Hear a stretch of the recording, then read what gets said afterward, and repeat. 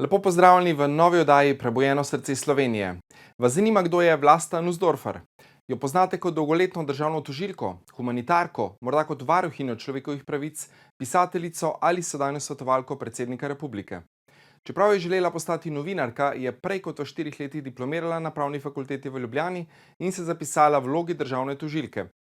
V 35 letih je prepotovala pot od pripravnice do okrožne, višje in nazadnje še vrhovne državne tožilke, vodila je tudi oddelek za mladoletniško, družinsko in spolno kriminaliteto. 6 let pa je predsedovala Društvu državnih tožilcev Slovenije. Prav v okviru tega društva je po vzoru sosednje Avstrije ustanovila Beli obrod Slovenije, društvo za pomoč žrtvam kaznivih dejanj, predvsem nasilja. Poleg rednih službenih obveznosti, ki so bile vse prej kot lahke, je vsaj 170 ur mesečno posvetila humanitarnosti in brezplačnemu delu za ljudi v stiski. 1. februarja 2013 je bila v državnem zboru z 82 glasovi od 86 prisotnih poslancev izvoljena za 4. varuhinjo človekovih pravic v Republiki Sloveniji.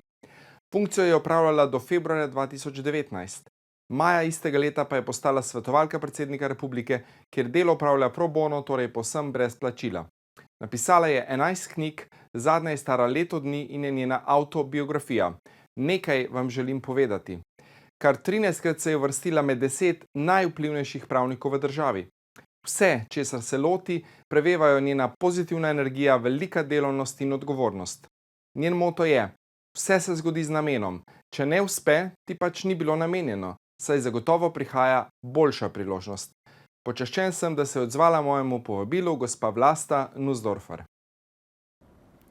Pozdravljeni torej v novi oddaji Prebujeno srce Slovenije. Z menoj izjemna gostja, gospa Vlasta Nussdorfer. Lepo pozdravljeni. Pozdravljeni tudi vi, vaše gledalke in gledalci. Ja, vsakič začnemo nekako s to temo, pa bom tudi vas vprašal. Smo v izjemno prelomnih časih, ne? Pandemija še kar traja, še kar se dogaja marsikaj, kar nam ni bilo nekako običajno do sedaj. Vi ste bila tudi varuhinja človekovih pravic, sedaj svetujete tudi predsedniku republike. Kaj vi menite v teh časih, kaj lahko sedaj naredimo, da se nekako bolj povežemo? Vesela sem, da pravzaprav lansko leto nismo niti vedeli, koliko časa bodo trajali. In tako vsak dan znova poskušaš živeti normalno, pa čeprav ne moreš, omejitve pravic so, morda take, o katerih nismo nikoli niti sanjali. Vse se postavlja nekako na novo, veliko je neznank, vendar znanosti je potrebno zaupati in upam, da se uresničijo tiste napovedi, ki sem jih slišala minule dni, da bo po februarju ali marcu drugo leto vse drugače. In da vsaj tega virusa in upam tudi mutacij ne bo več. In takrat zdi se mi, da bomo celo znali bolj ceniti vse, kar smo včasih imeli.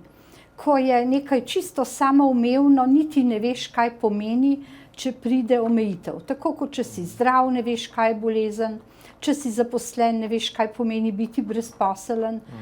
In tako pravzaprav bolj ceniš, spoštuješ vse in se veseliš vsakega dne znova. V teh dneh pa predvsem to, da si zdrav. Tako je. V vašem življenju ste prehodili zelo zanimivo pot, ni bila vedno lahka, ne? Precej težkih preizkušenj ste dali čez. Kako ste v bistvu črpali to moč? Odkje ta moč, ta navdih, ta pozitivnost, ki jo vedno nekako žarite? Slišala sem, da otrok prinese marsikaj na svet in da ga starši dobijo z neke vrste kovčkom. In potem samo prelagajo vse to v njem, torej te oblekice, da vsega pač ne morejo spremeniti, da je veliko tudi gensko pogojeno. In zdi se mi, da sem imela srečo, rojena 7. oktobra, pravijo, da je 7 pravljično število, še vedno to velja. In jaz mislim, da so mi rojenice ob zibelki namenile posebno življenje, vendar lepo, da sem optimistka in da sem znala in zmogla marsikaj preseči, biti optimistična, tudi kadar ni bilo lahko. In pravzaprav energija je prihajala kar sama od sebe. Nikoli nisem bila tako kot pravijo, nekdo ležeča, na pol mrtva, vedno sem se znala dvigniti. Tako da upam, že kot otrok sem bila taka, da mi je bilo to usojeno. Odlično. Ustanovili ste tudi Beli obroč Slovenije, ne, za pomoč, društvo za pomoč žrtvam kaznivih dejanj, predvsem nasilja. Delala ste tudi seveda na tožilstvu, kjer so bile težke zgodbe. Nam lahko mogoče zaupate kakšen primer, ki se vas je dotaknil najbolj in kako je potem potekala ta pot ustanovitve, mogoče kakšna izkušnja tudi iz tega področja? No, začela sem delati na mladoletniškem oddelku. Že takrat pravzaprav kot zelo mlado mamico z otročki v vrtcu, bomo rekli, sem srečevala težke zgodbe mladoletnikov, ki so zašli na kriva pota in pravzaprav se spominjam, kako težko je bilo mnogim, kako te družina zaznamuje in zato sem se vedno trudila, da bi moji otroci živeli kar se da srečno, a vendar ne v vati, kajti otroci morajo prestati tudi določene preizkušnje. Vidiš, da se znajo potem lažje pobrati, torej če imaš otroka vse skozi na očeh, je v neke vrste vati, izobilju, kako bo ravnal, ko to ne bo možno, to se tudi danes sprašujemo v teh časih. No in seveda potem sem se nekako zapisala na tožilstvu mladoletniškemu in družinskemu kriminalu. Šlo je za zelo težke zgodbe, tudi umorov, družinskega nasilja, tako da bi kar težko izvzela eno samo. In s tem je povezan seveda tudi Beli obroč. Torej, česar nisem mogla storiti v službi kot tožilka, organ pregona storilcev teh kaznivih dejanj, sem lahko za žrtve naredila popoldne v svojem prostem času in zato smo ustanovili Beli obroč. To društvo je ustanovilo pravzaprav Društvo državnih tožilcev, ki sem mu predsedovala, tako da sem ponosna na to, pomagali smo mnogim. In ko me sprašujete za zgodbo, recimo, da je taka plemenita in obetavna zgodba deklice, za katero nisem vedela, da raste in živi v nasilju. Vse je bilo nekako skrito. Ko je imela 18 let, je pobegnila od mame, mama me je o tem obvestila, takrat seveda nisem vedela, da je bila deklica žrtev nasilja prav te mame, ki je imela tudi psihične težave, živeli sta sami. No in takrat se je zatekla po pomoč, postopkov ni bilo v preteklosti, torej nikoli ni mame prijavila, tudi nihče tega ni opazil. Kadarkoli je v šoli začela tema, da bi rada nekaj povedala, učiteljice niso imele časa zanjo, zato vedno polagam učiteljem na dušo in srce, vzemite si čas za tiste otroke, ki želijo pogovor z vami. Morda ste edini, ki jim lahko prisluhnete. No in ta deklica po tem begu od doma, mama jo je iskala, se je zatekla k nam po pomoč, imela je tudi štipendijo Belega obroča, bila izjemno inteligentna, doštudirala je in to na težki fakulteti, ne bom je posebej izpostavljala. In ko je diplomirala, sem bila svojo knjigo Šopkom rož edina na zagovoru njene diplomske naloge. Mi vemo, kako starši hlepijo potem, ko otroci končajo, kaj vse jim pripravijo, že majhnim otrokom ob vstopu v šolo. Ona tega nikoli ni bila deležna. In takrat sva sedli na sok in mi je rekla, veste, ponosna sem nase, kajti imam izobrazbo, ki je nima cela moja družina, prihajala je iz Bosne, njena mama je tu delala, vendar njena matična družina, tudi oče je bil tam, nikoli ni skrbel za njo. In končala je na krasni fakulteti in tudi kasneje dobila službo in še sedaj sva v stikih. To je uspeh, ko nekdo, ki nima dobrih pogojev, tako močno uspe. To je to, ja. In dejansko pravite, nikoli v življenju nisem tarnala, sem pa zelo težko prenašala ljudi, ki niso imeli realnih težav, ker so bili tudi taki, ki jim ni nič manjkalo, pa so se ves čas pritoževali. Veste, da to mi je bilo pa res težko poslušati. Ja. A veste, če je deževalo, joj, dežuje. Noben problem, vzameš dežnik, greš ven, mogoče bo jutri sonce. Ko je bilo sonce, so ta isti ljudje govorili, a ti vidiš to vročino, grozno je. Jaz to zelo težko prenašam. Vse, kar se bo hmal dež. Zdravi ljudje, denar. Joj, kam bom šla smučat? Pa Bog ve, če bomo lahko šli ker napovedujejo slabo vreme, pa menjali smo lokacije. To je problem, sem rekla. Imaš vse, kar lahko imaš, pa nisi srečna ali srečen. Res težko sem prenašala, tudi kasneje, veste, vedno sem jim dajala sicer optimistične nauke in so rekli, še zlasti zdaj, ko so knjigo prebrali, če bi mi takrat vedeli, kako živiš, bi še teže to prenesli. Vedno so rekli, pa kako si lahko optimistična, kaj te žene, zakaj? Sem rekla, glejte, kaj ti pa pomaga, če si pesimist, vsem vidiš slabo.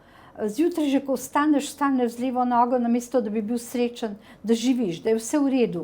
Tudi ko ni v redu, se je potrebno truditi, da bo. Res je, imela sem toliko preizkušenj tudi kot varuhinja človekovih pravic, ko so k meni prihajali ljudje, včasih, ko sem prebrala, zakaj se pravdajo, zlasti recimo, kadar je šlo, se spominjam, kakšnih res starejših, za košček zemlje. Pa sem znala biti malčeka ne taka posebna, pa sem rekla, koliko ste pa stari, pa povejo, že čez 80. Sekaj, in vam se splača za sosedom pravdati, veste, sekaj, čez nekaj let, se mogoče šele čez 20, ko boste 100, boste rabili čisto malo, niti en kubični meter, mogoče ne za žaro.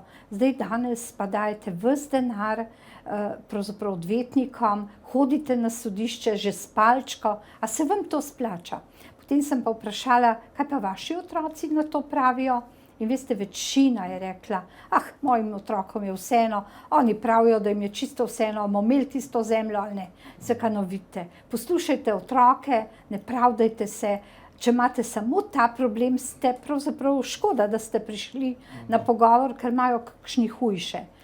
Tako da veste, včasih se človek ne zaveda, kako lepo živi, dokler se mu svet ne obrne na glavo. Točno tako. Bova nadaljevala po kratkem predahu, tako da se vidimo čez nekaj trenutkov. Pozdravljeni v drugem delu oddaje Prebujeno srce Slovenije, z menoj izjemna gostja, gospa Vlasta Nussdorfer. Ja, kar 11 knjig ste že izdali, a ne? Zadnja je avtobiografija, nekaj vam želim povedati.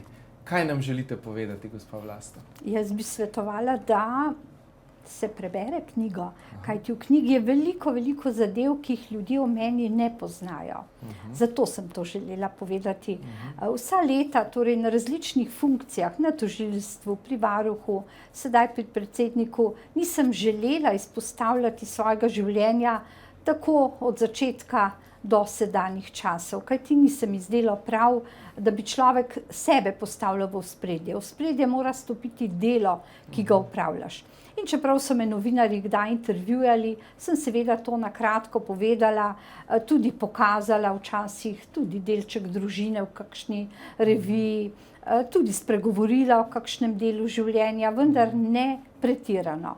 In zato je ostalo veliko skritega in zdi se mi zanimivo, da lahko s tem naslovom odprem razmišljanja o sebi. Ko ljudje preberejo, moram reči, da so odzivi neverjetni. Dobila sem ogromno pisem. Veliko ljudi mi je celo zapisalo, veste, tudi meni se je dogajalo marsikaj podobnega. Vidim se v vaši knjigi. Doživela sem nekaj podobnega. Veliko ljudi je pa zelo presenečenih in pravijo, kako ste uspeli vse to skriti. Mi o vas tega sploh nismo vedeli. Celo najbližji, celo recimo kolegi marsičesa niso vedeli. Veste, ne moreš avtobiografijo skozi svoje življenje pripovedovati. Težko. Lepo jo je napisati in z veseljem sem sprejela povabilo Beletrine in jo napisala v zelo rekordnem času. Jaz zelo rada pišem, v 4 mesecih je bila napisana, potem pa takoj kmalu zatem tudi izdana. Res mi je bilo tako neverjetno lepo pisati. Pravijo celo, da pisanje pomeni terapijo. Zato, ker če ne moreš vsak dan ljudem pripovedovati, nimajo časa, tudi ni prav, je lepo, če to napišeš. In ko sem napisala, sem pravzaprav za kakšno poglavje rekla, če bi vedela, da bo tako, ne bi šla po tej poti. Bi izbrala drugačno, lažjo. Veste, vendar to je tako kot čmrlj. O enem čmrlju sem napisala, da glede na vse zakone čmrlj, glede na krila, ki jih ima težo, ne bi mogel leteti. Vendar on tega ne ve in kar leti. In tako tudi jaz nisem vedela, kaj me čaka, niti za naslednji dan, in sem kar letela, bomo rekli. Tako da sem vesela, da mi je uspelo to knjigo napisati. Lepo se bere, pravijo, da najpogostejši izraz vseh, ki so jo brali, je bil požrl ali požrla sem jo. Pa vzemite, kakor hočete. Odlično, odlično. Koliko strani ima? Ja, kar enih 300, 400, bela bi jih lahko 500, 600, precej smo krajšali, tako da materijala imam še veliko. Še veliko, ja. Že prej sva se pogovarjala, da bo že kmalu 12. na vrsti. Ja, imam ponudbo, da jo napišem čisto drugačno, to ne bo avtobiografska, na nek način bo sicer, to bodo taki hudi primeri iz moje prakse, tožilske, tako da se bo najbrž kar lepo brala. Odlično. Bova dala tudi potem eno nagradno vprašanje. Sicer tukaj imava prvo knjigo. Potem morate pokazati, da vidijo. Oranžno, ja. Tole pokazal. Torej, naslov te prve knjige, mogoče lahko celo vidite tukaj, oziroma pa malo pobrskajte. Tako pa pobrskajte.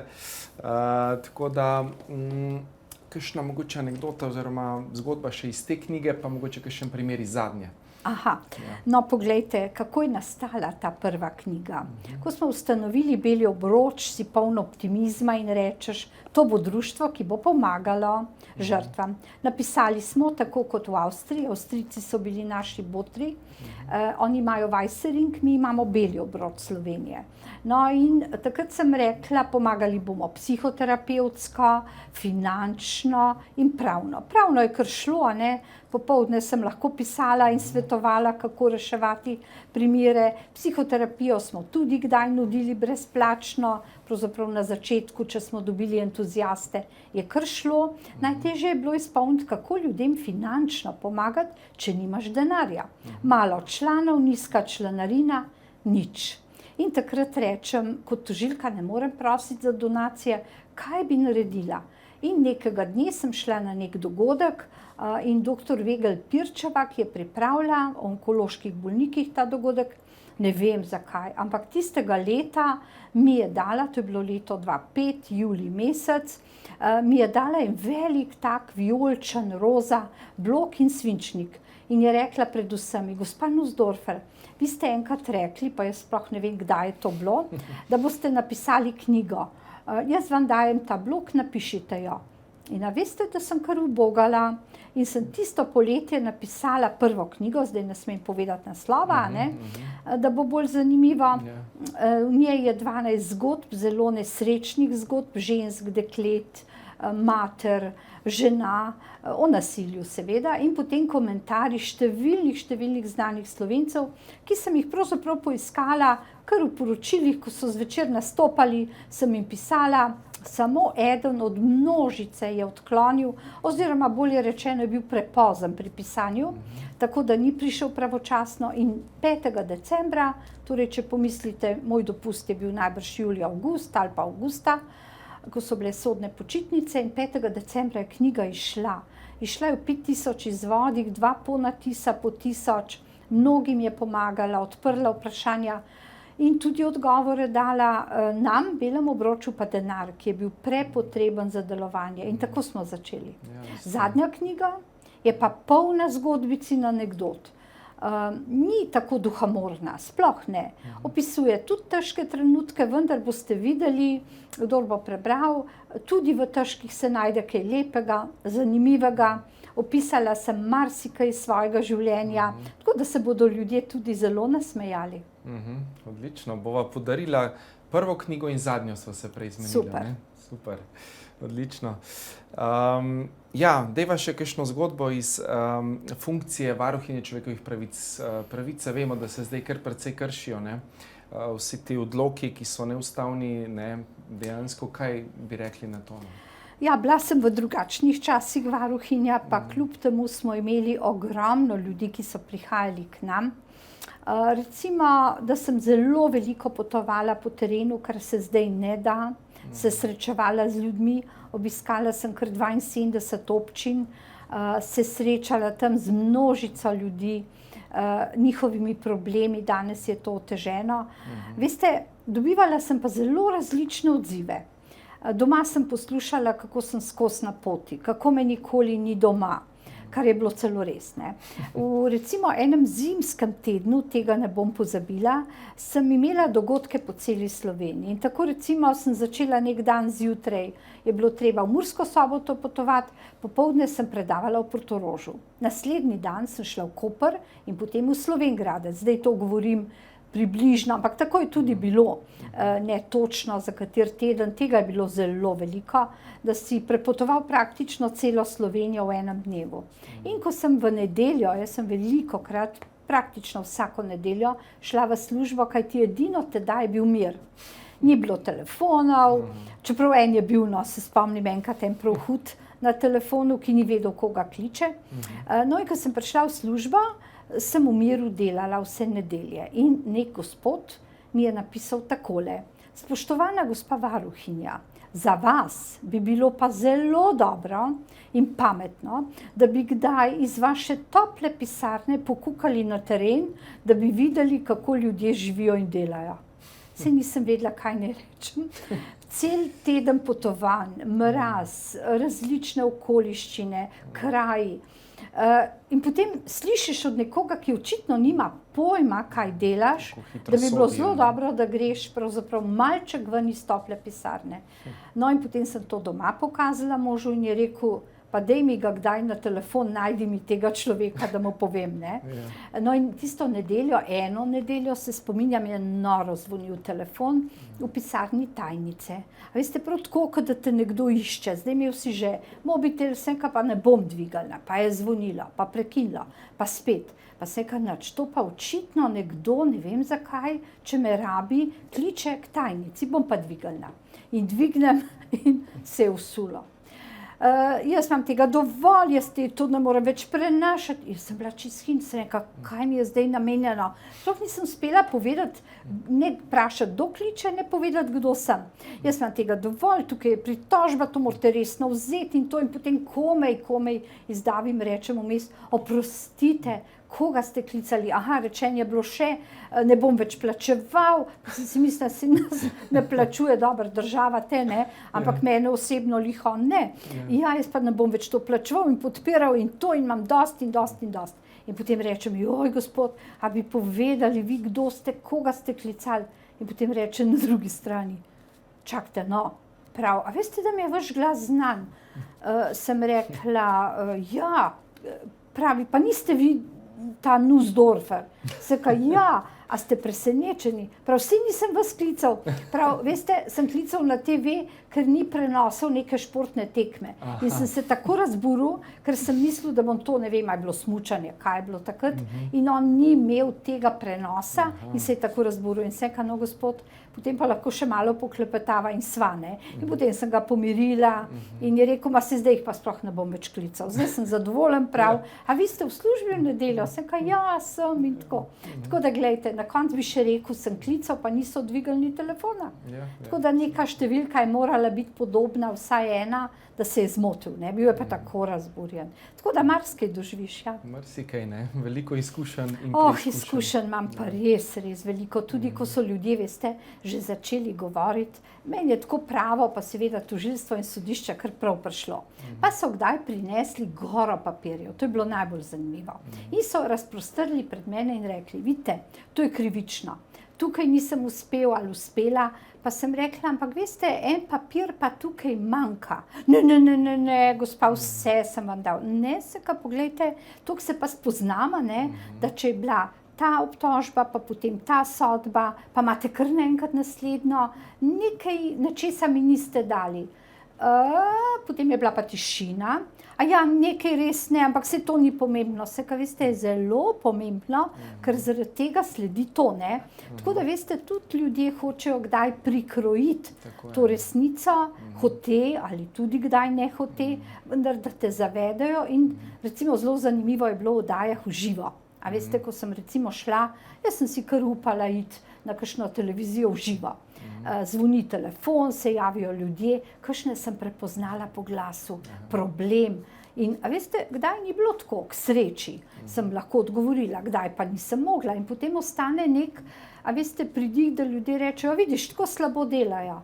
Enkrat sem eno gospodko srečala v taksiju, je vozila taksi, tako se je zdrla name, bilo je nedelja in je rekla, z vami pa nisem zadovoljna. Se kaj, no, kaj imava skupaj? Ja, sem vam pisala, pa niste odgovorili. Se kaj, veste, gospa, dejte mi prosim ali vizitko, napišite, jaz bom jutri preverila in vas pokličemo. A veste, zadeva ni bila taka. No? In drug dan, ko so jo klicali, so ji tudi povedali naši zaposleni, pač kaj je resnica.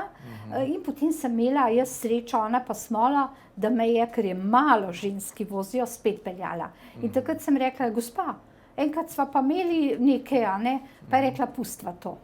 Vidite, včasih ljudje zelo krivično marsikaj doživljajo.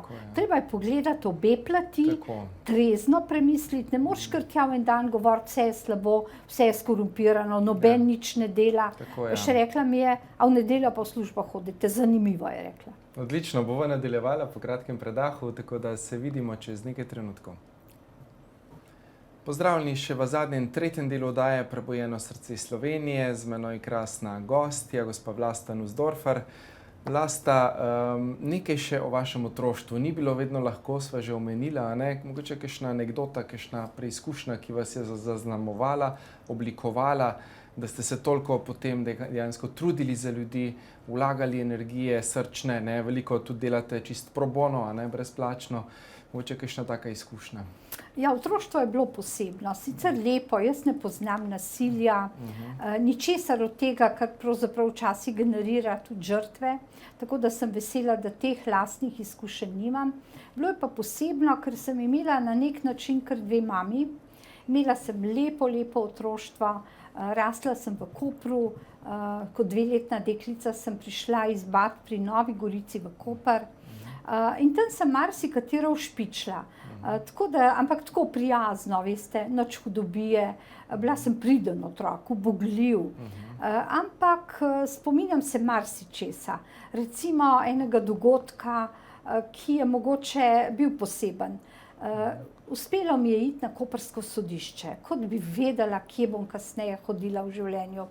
Imela sem 5-6 let, moj stric je bil sodnik in ker tetek je bila zelo stroga, ni bilo doma, sem ga preprosila, če grem z njim v sodno dvorano.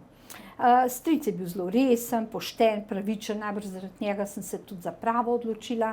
No, ampak mi je rekel, da moram biti zelo pridna in sedeti čisto pri miru. Jaz sem to obljubila in tudi tako mislila. Vendar se mi je za trenutek zazdelo, morda je bil to zametek varuhinje človekovih pravic, da moj stric izgublja na tej moči, da ni dovolj močen, da pravzaprav ne zmore ohraniti tišine v dvorani. Dva odvetnika sta se prerekala med sabo, vsak je bil na eni strani. In a veste, da sem skočila dol s tiste klopce in zavpila. Tišina v dvorani, ubogajte strica, ker je sodnik. Meni se je zdelo to pravično, seveda potem nikoli več nisem smela na sodišče, vsi so se smejali in spraševali, kaj bo z tega dekliča, da pri teh letih dela red v sodni dvorani. No, potem so tekla najstniška leta, gimnazija, je zelo dobro opisana, ta je bila v Novi Gorici. Potem pa pravna fakulteta, ki sem jo kar hitro začela in končala, prej kot v 4 letih, ja. Bil je otroček na poti, zelo zgodaj sem se poročila, že v 3. letniku, pa sem mislila, da otrok še ne bo, pa je kar hmala, ne, sem bila noseča in sem rekla, jaz pa moram prej končati, kot pa rodim. In to sem tudi naredila. In potem je šlo naprej, pripravništvo, še en otroček. Pri dobrih 26 sem imela že praktično vse za sabo. Pravno fakulteto, 3 leta skoraj službe, pravosodni izpit, 2 otroka in sem začela hoditi na obravnave. In na prvi, taki zelo težki, so mi jo dali, takrat ni bilo delitve, nobenega strokovnega sodelavstva.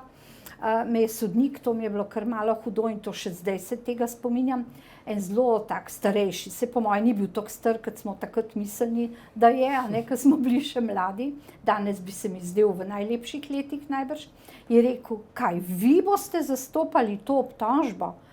Vzel mi je kar mala elana in sem tiho rekla, ja, meni so dodelili ta spis. Bili so 3 odvetniki, kar ugledni, 3 v priporu. Je rekel, pa vi imate že pravosodni. Ja, se kam imam, prav skromno. Ne? No, ampak sem uspela in tako pravzaprav so vsi trije odšli z dvorane obsojeni, odvetniki so pa rekli, tale je pa opasna. Odlično. Ja, tako da dogodkov je bilo izjemno veliko, a veste, 35 let tožilstva, kaj vse prinese. Ogromno različnih zgodb, izkušenj, preizkušenj. Res. Ja. Kaj pa še to zdaj zadnje področje? Zdaj svetujete tudi predsedniku države, s čim se recimo ljudje obračajo na vas, kakšni so te primeri v teh časih? No, jaz sem po 41 letih, 35 tožilstva, 6 let varuhinje, zaključila službeno pot. In takrat sem mislila, da bom samo še doma v miru ustvarjala, morda kaj pisala, ampak se je obrnilo drugače, predsednik me je poklical, če bi bila njegova svetovalka. Kako to zavrniti? Meni se je zdelo to kar zanimivo. Je pa takoj povedal, da je to pro bono funkcija. To ljudje kar ne verjamejo. Torej popolnoma brezplačno.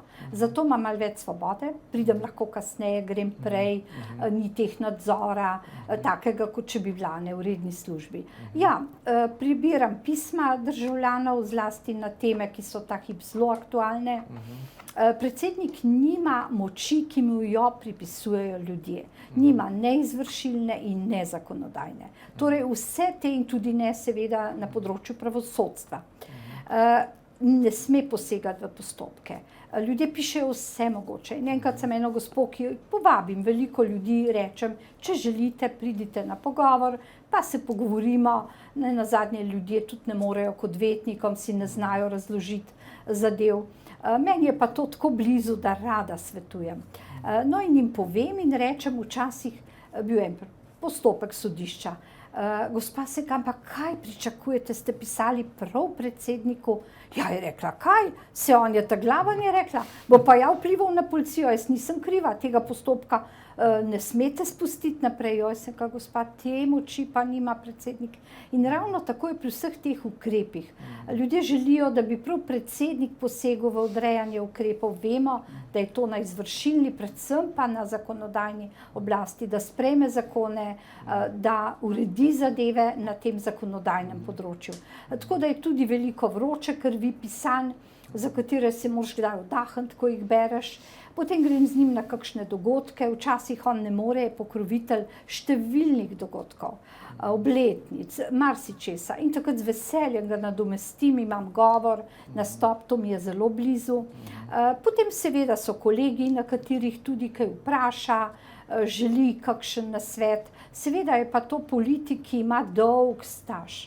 Bil je že čisto vse, kar je možno, poslanec, evropski poslanec, predsednik državnega zbora, vlade in države, že drugi mandat. Torej je težko reči, da bi kaj pametnega zelo svetoval, ker ima toliko izkušenj kot nihče od nas. 4 smo pro bono svetovalci, 4 so pač na seznamu in v rednem delovnem razmerju, 8 nas je takih svetovalcev, ki jih ima. In mislim, da je ta vloga za konec kariere, ob tem, ko veliko veš in znaš, mislim, da največ, ko si že toliko star, toliko služb si že imel in opravljal, da ni težko napisati tudi kakšnega mnenja, se kdaj oglasiti, se udeleževati dogodkov, ki so podobni, kot ko sem bila varuhinja človekovih pravic. Seveda je to tudi častna funkcija, če ni plačana, pomeni vsaj neko tako čast. Predsednik seveda dobiva veliko opozoril, pisem, da ni vse, kar dela prav, vendar veliko ljudi res ne ve, kakšna je njegova vloga, kakšne so pristojnosti. Morali bi si prebrati ustavo in točno videti, a to, kar mu nalaga država oziroma naša ustava, izpolnjuje ali ne. Seveda pa se nihče z nobenim ukrepom tudi ne strinja. Veste, dobivamo tudi pisma, v katerih ljudje želijo, da so strožji ukrepi. Sicer so ta v manjšini, ampak dobiš pismo. Zahtevajte to. Otroci morajo imeti maske, večina je proti, večina vemo, da je proti marsičemu v državi in tudi opozarja pa svojega gledišča, nekateri bolj žolčno, nekateri bolj primerno na nivoju, nekateri se spustijo na grozljiv nivo, da tikajo predsednika, napišejo ime z malo začetnico. Veste, to pa ni več spodobno. On je strpen človek, želi, da se tako rešuje in zdaj, a veste, so tudi že oddaje pozitivne, pozitivne, stopimo skupaj za pot naprej. En sam človek s kregarijo, sovražnim govorom ne bo nič dosegel. Zato se mi zdi neka pot, bodočnost tudi na tej strpnosti, da na tem gradimo in da poskušamo najti najboljše tudi v najslabšem. In jaz upam, da bomo zmogli. Je pa seveda vsak poklic, vsaka funkcija v državi deležna kritike, upravičena ali ne. Včasih se je treba tudi izboljšati glede na kritike, ki jih dobiš, ne. Tako da, ko prebereš o sebi, rečeš, aha, se da to izboljšati. Tako da sem zadovoljna, ja, s to pozicijo, ki jo imam sedaj, samo še 1 leto je pred predsednikom, ki nima možnosti ponovne izvolitve in vse, ki pišejo kaj groznega, potolažim in rečem, poglejte, 2 mandata sta skoraj mimo, počakajmo na novo. Tako. Pa vendarle veliko tega je bilo tudi protiustavno, ne, in je še vsi ti odloki, kaj pa na to porečete? Poglejte, mi vemo, kako je potrebno vladati z zakoni. Zakoni morajo biti sprejeti v državnem zboru. Vemo pa tudi, da ta državni zbor marsikaj težko sprejme v teh časih. Imamo koalicijo, opozicijo, vihravo, ne, nekaj se sprejme, nekatere zadeve ne. Kot veste, tudi Ustavno sodišče je bilo izredno težko najti koga, ki bi sploh še kandidiral, ki bi bil izvoljiv, ki bi bil izvoljen. Čeprav v mandatu tega predsednika so bili praktično vsi sodniki izvoljeni, vse je on predlagal, razen seveda Dunje Jadek Pensa, ki odhaja, ker je to še iz prejšnjega mandata, vendar v 9 letih, on sedaj ravno 9 let je na tem položaju, teče 10., 2 mandata.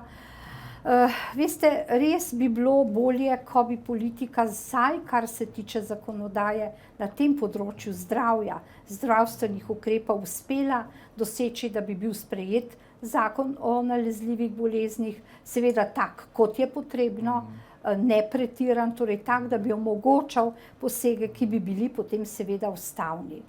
Seveda z odloki res ne moreš vladati, odloki so sedaj v presoji na Ustavnem sodišču, nekateri so že padli, vemo, da je potrebno zakonodajo sprejeti, vendar, ko je težek čas, se vprašaš, kaj sploh narediti. Če recimo, včasih se ne vprašaš niti, a je to zakonito, če je nekaj pametno in sprejemljivo zate. Recimo, če ti nekdo reče, jej veliko zelenjave, ker boš zdrav, tekaj, športom se ukvarjaj, nikoli ne rečem, a kje to piše, se s tem ukvarjam. Tukaj so resne zadeve zdravstva, vemo, da je na hudi preizkušnji in jaz si ne bi želela toliko vroče krvi, toliko spopadov enih in drugih, vendar je tudi nenazadnje predvolilni čas in ta bo prinesel še marsikaj. Še marsikaj zanimivega, ja.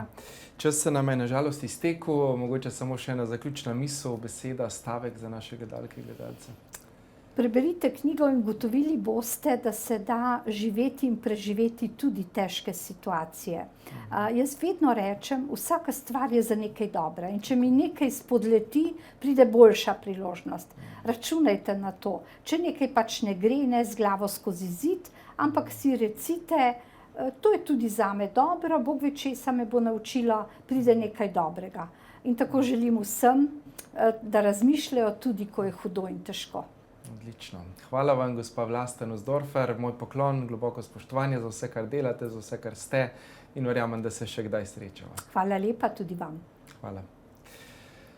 Hvala torej tudi vam, drage gledalke in gledalci, da ste bili tudi nocoj z nami v naši oddaji Prebujeno srce Slovenije. Hvala vam, ker ste in hvala, ker gledate to oddajo.